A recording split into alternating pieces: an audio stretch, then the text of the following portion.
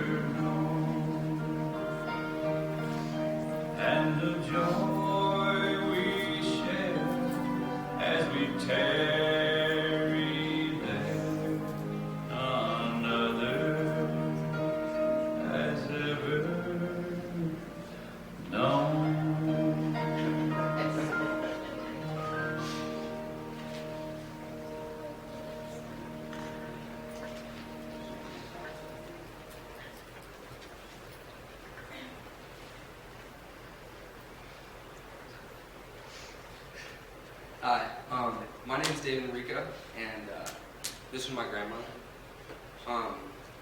She was great. I think we can all agree on that, right? She was great.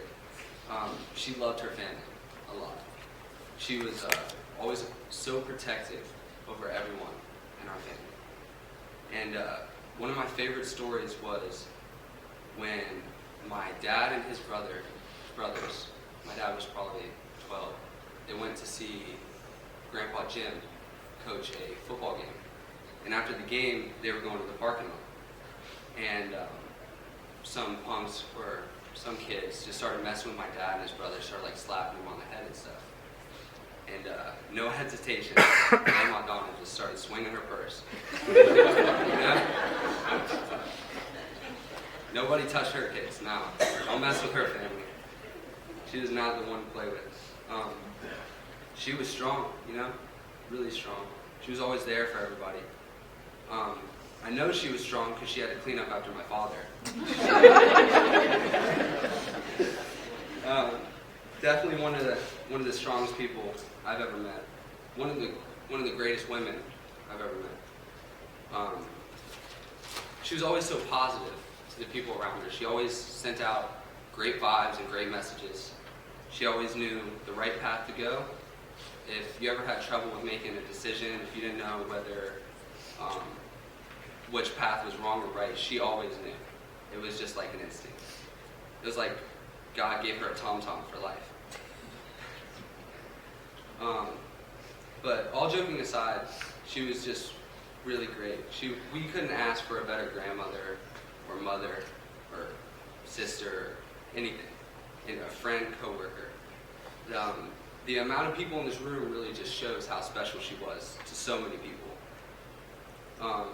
When things weren't going right in my life or my brother's life, we would always call her. She was always like our anchor.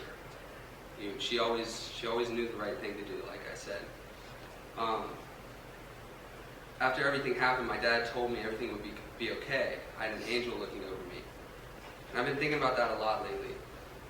I think it's safe to say that I've had an angel watching over me and my family most of my life. The only thing that's different now is that she gets to watch over all of us with somebody she's been missing for 25 years. We love and miss you guys both. And thank you, everybody, for coming out today. That's it.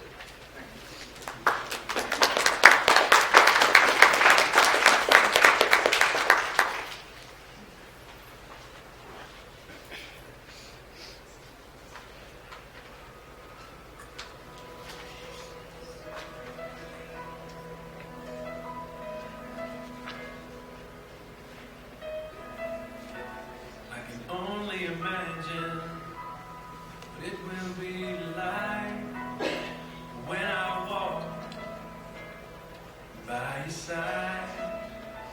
I can only imagine what my eyes will see when your face is before me. I can only imagine.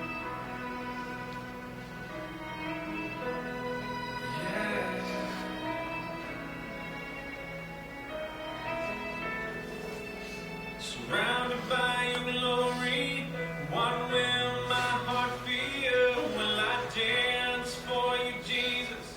Or in awe of you be still? Will I stand in your presence? Or to my knees will I fall? Will I sing hallelujah? Will I be able to speak at all? I can only imagine. I can only imagine. I can only imagine when that day comes and I find myself standing in the sun. I can only imagine when all I will do is forever worship you. I can only imagine, yeah. I can only imagine. Surrounded by your glory, what will my heart feel? Will I dance for you, Jesus? Or in awe of you be still? Will I stand in your presence? Or to my knees will I fall? Will I sing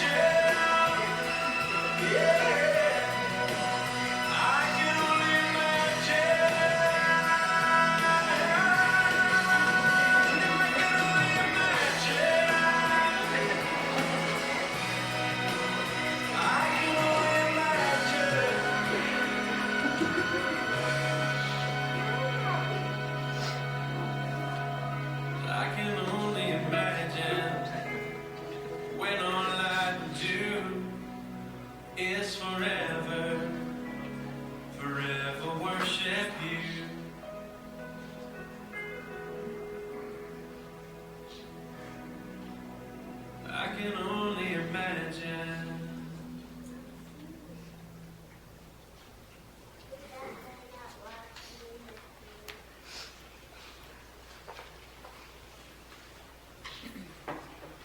Well, I'm Donna's sister. So I kind of realized that I knew her longer than anybody here. And so my bragging rights are that I was blessed by having her as a sister. I don't know whether you heard the story, but it's her fault I was born Christmas Eve.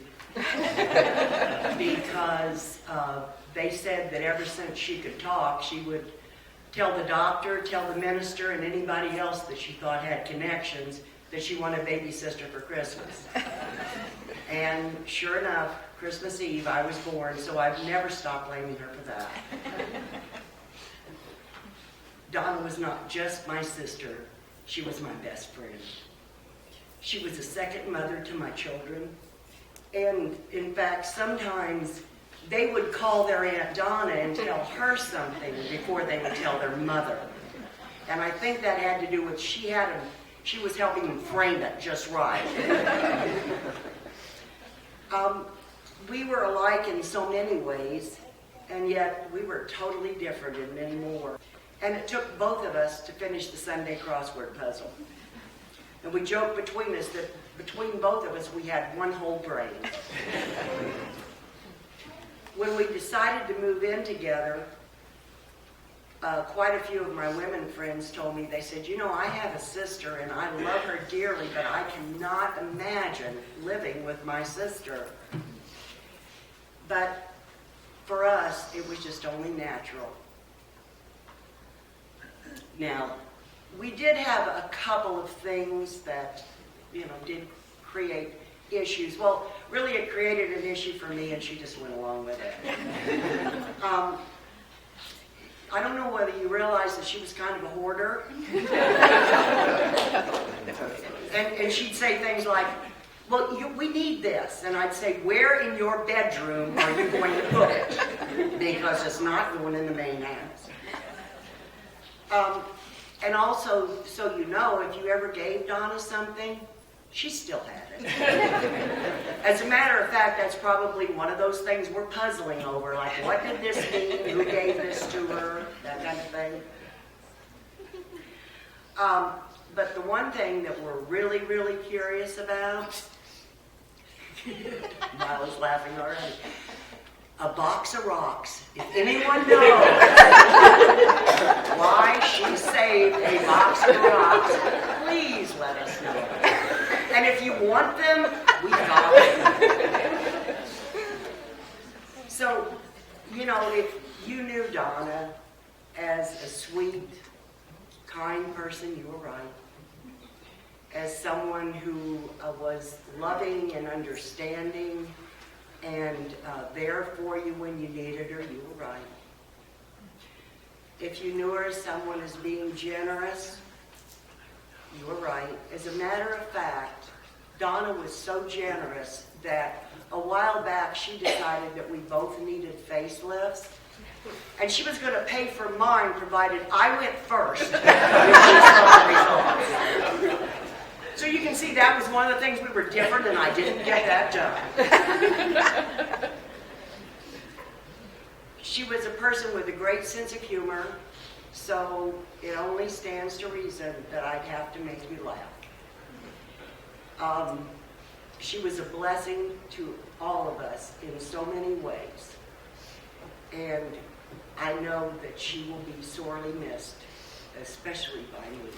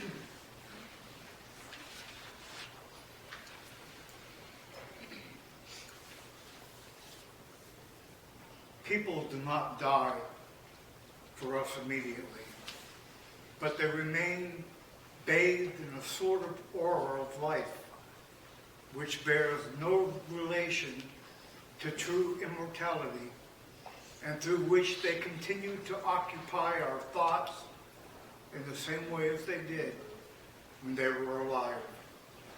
It's kind of like they're traveling abroad. Each is given a bag of tools, a shapeless mass, a book of rules, and each must make ere life is flown a stumbling block or a stepping stone. Donna, her life, was a series of one stepping stone after another. She had many wonderful achievements in this life, but I honestly feel that if you were to ask her what the greatest legacy she would leave, she wouldn't hesitate 1 iota of a second to say, my family. As such, she was survived by her sister Paulette, her son Anthony and his wife Janae, Paul and his wife Erica,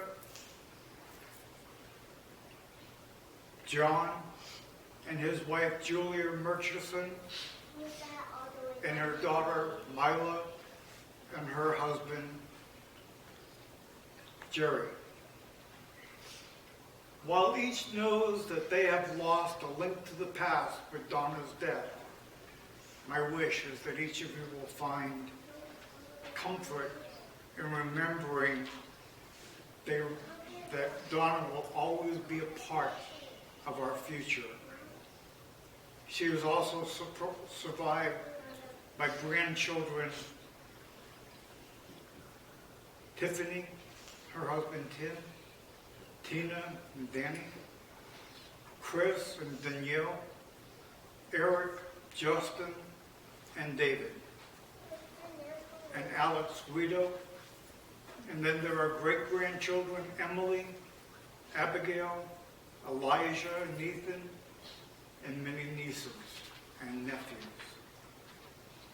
You know, communities such as ours are made well by people such as Donna. She was a vital member of this little town. She loved it. And she served for 24 years with the Okeechobee School Board, 15 of which she served as chairman of the school board. She also served as trustee and chairman of the Florida School Board's Insurance Trust. She was a founding member of the Okeechobee Educational Foundation and sponsor of Grow Your Own Scholarship. As a dedicated member of the community, she served in various other capacities focusing on children and on youth. She was a proud member and probably was the first woman who was brought into the Okeechobee Kiwanis Club. She was proud of that. She was proud of the Kiwanis goal to make kids better, to help where they can help, to do what they can do. She changed the lives of many children throughout the years. And she was the kind of woman that never went looking for things. She didn't want things for the hard work that she invested. She wanted to see results.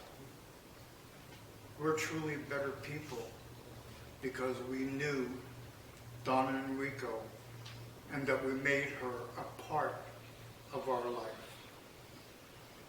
Donna was one of the first persons I met when I came to Okeechobee. I watched her children grow. I watched her grandchildren grow.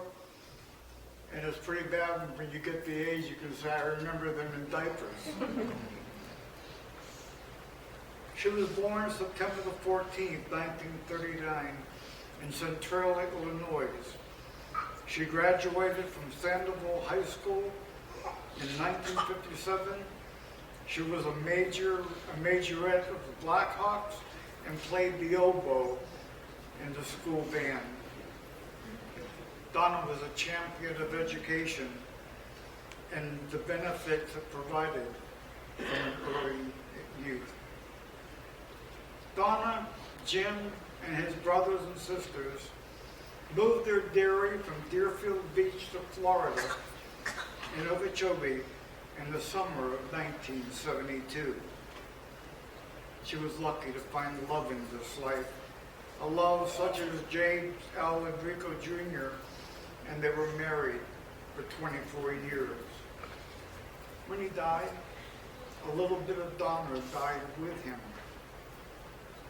However, as the resolute, no-nonsense kind of gal that Donna was, she lifted herself up, she dusted herself off, and she continued to move on with dignity and with grace. She had a wonderful sense of humor and a contagious laugh as well. Well, if there ever was a hoot, it's Donna. But you know, to know Donna was to love her. And you could get by that somewhat, sometime abrasive part of her personality and recognize that she's probably going to be one of the best friends that you've ever had. So many memories have been shared, but these are some that I would like to share with you. My mom had a close relationship with her dad, and he played a big role in who she strived to become. She would often tell me of a situation when she was in high school and she asked to go on an unsupervised, unchaperoned senior hayride. Her father told her, "Donna, I don't think that's a good idea. The kids are going to get out of hand and someone is going to get hurt." She didn't believe him, and she swore that everything would be fine. She recalled it never failed that he was right. And that evening, when she saw that the events her father had spoken of were unfolding, she headed straight home. My mother always told me, if you can't say something nice about someone, don't say anything at all. She would say, if they are talking about you, they're leaving other people alone. She was an example to her children and to her grandchildren and great-grandchildren by the way that she lived her life.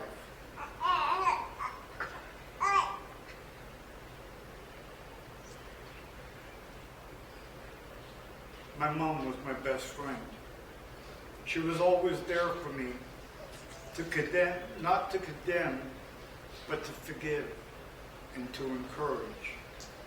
I think she loved her children's teenage years the most because she enjoyed seeing their personalities develop and grow.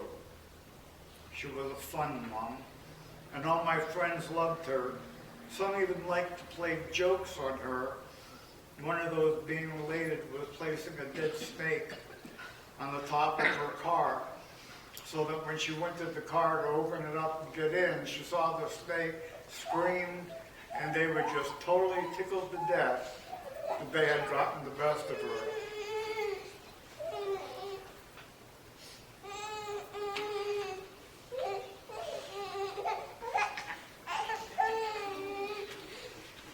Donna was a no-nonsense type of person. She could have her fun, she could joke, but then when it came time to be serious, she was serious. And she took life and she took education very seriously.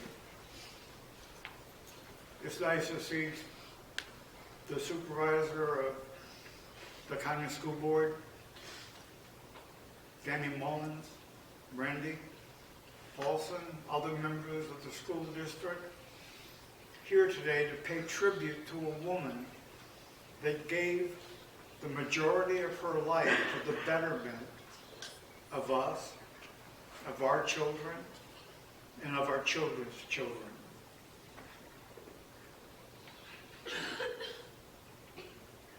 My mom tells me that my great-grandma Donna really cared about education. I know this is true because of what she did for me. I really didn't like school because reading was always hard for me. That is because I have dyslexia. My mom told me that my grandparents also have dyslexia, but I didn't really understand what that meant.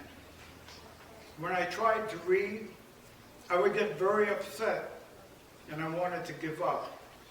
My prayer was that I would meet another kid that was like me, because I felt that I was the only kid who had that problem. God used my great-grandma, Donna, to answer my prayer. She helped my mom and dad send me to a special school for kids like me who have a hard time reading.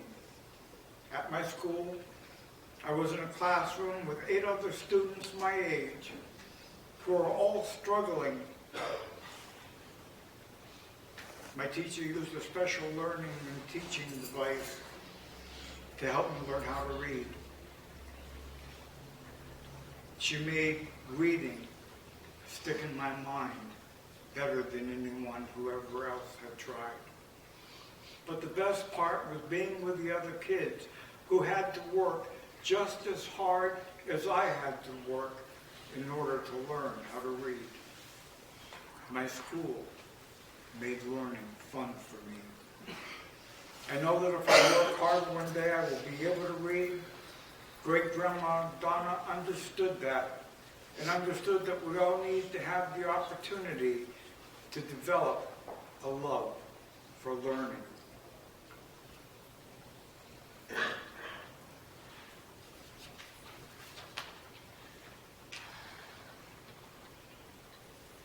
Her grandson Eric said, whenever Grandma Donna came for a visit or to babysit, she'd always bring a video game to watch. Her son Tony said that his mom would always handle tough, difficult times to the letter with him. He kept many of these letters for years and has read them more than once. Good or bad, she always told Tony the truth.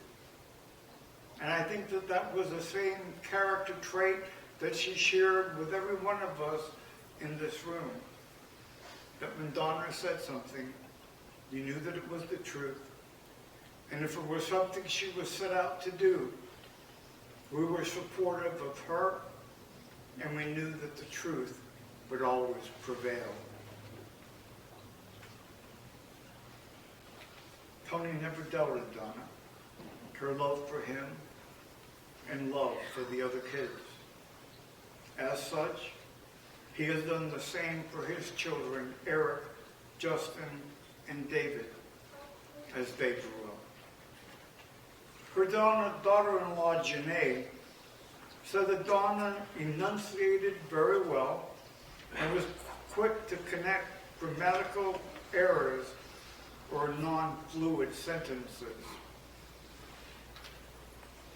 Good or bad, she loved music, and she was always the first one on the dance floor and the last one to leave the dance floor. And God knows what happened in between. She was a card. She was someone special. When you met Donna, you knew that you had met somebody important. Not because of her position with the school board, but because of the person that she was, and that she tried to give every one of us the same. Total, unconditional, forgiveness, acceptance, and love. It seems odd to me that we would move into the future without Donna and Enrico. She was the matriarch. She was the mother, grandmother, great-grandmother, and so much more. She was a member, a teacher, and she was a friend. She led a life that was exemplary, and she loved unconditionally. She loved people for who they were, not for who she thought they should be. If we find comfort in Donna's passing, it is to know that she and Jim are together again. It's been many years and I remember it well. And I was in her house, so I know she was bored. And she didn't take care of the pool any better than I did.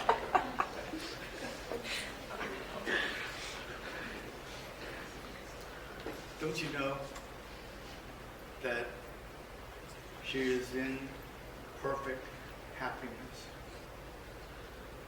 There's a poem that reads, I'm standing on the seashore, and a ship at my side spreads her white sails to the morning breeze as she heads for the blue ocean.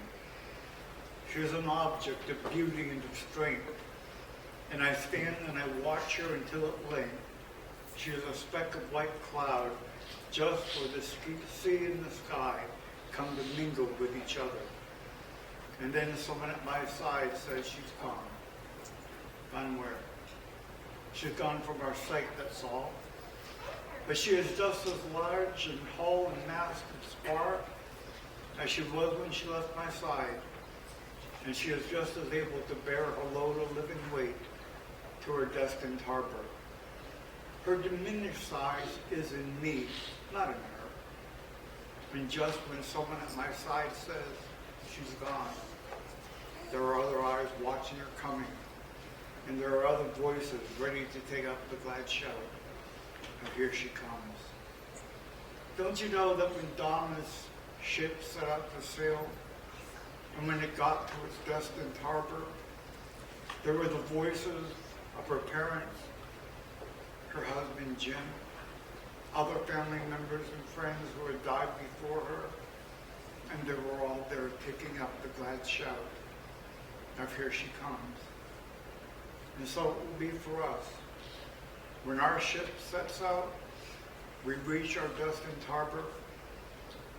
Not only will Jim, her parents, and Donna be there, but also will be other family members and friends of ours who had died before us. And they will all be taking up that glad shout of here they come.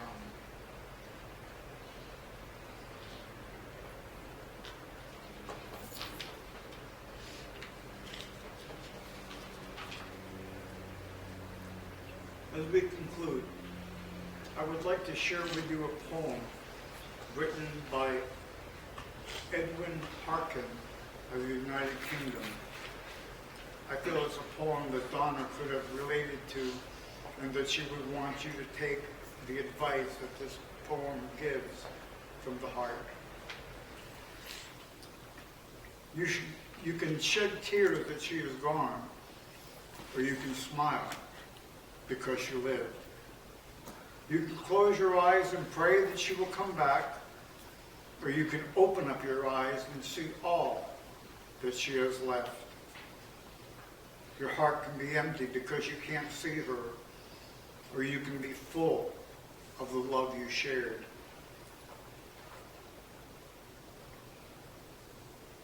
You can turn your back on tomorrow, and you can live yesterday, or you can be happy for tomorrow because of yesterday. You can remember her and only that she is gone, or you can cherish her memory and let it live on. You can cry and close your mind, be empty and turn your back, or you could do what she wants you to do, and that is to smile, to open your eyes, to love, and go on. My life has been enriched because I knew Donna Enrico. Most of you probably knew her much more than I, but I can say this. that I never got a cold shoulder from Donna. I never heard a harsh word from Donna. I experienced nothing but genuine grace and dignity from a woman that I was proud and am proud to have called my friend. Donna Enrico has put on invisibility, dear Lord, I could not see, but this I know. Although the road ascends and passes from our sight, that there will be no night. That you will take her gently by the hand and lead her on along the road of life that never ends, and she will find it is not death, but rather dawn. I do not doubt, dear Lord, that you are there as here, and you will hold our Donna dear. Our life did not begin with birth, it is not of this earth, and this that we call death is no more than the opening and the closing of a single door. And in your house, dear Lord, how many rooms must be beyond this one where we rest but momentarily? Dear Lord, I thank you for the faith that frees. I thank you, Lord, for the love that knows it cannot lose its own. The love that looks into the shadow sees that you, that she, that we are ever one. Let us pray. Father God, I ask that you engulf your loving arms around her family, her son, her daughter, her sister, her grandchildren, her great-grandchildren, nieces and nephews. I ask that you give to them comfort and that you give to them peace. I ask, Father, that you take their sadness, and as they put that in perspective, that they will find that the love she gave them is everlasting. And to be with her, they need only look within their hearts to that part of her that lives there. Just like I feel that a part of us continues to be with her. Comfort them, guide them, and direct them. Eternal rest grant unto her soul, O Lord, and let perpetual light shine upon her. May her soul and all the souls of the faithful departed to the mercy of God rest in peace. Donna Enrico, wherever you are, God is, and we know that all is well with you. For thine is the kingdom, the power, and the glory, forever and ever. Amen. Ladies and gentlemen, as you leave here this afternoon, I would ask that you remember that you and I are sons and daughters of a living God. Please take with you to share with others the joy, the peace, and the love of Jesus Christ. God bless you all.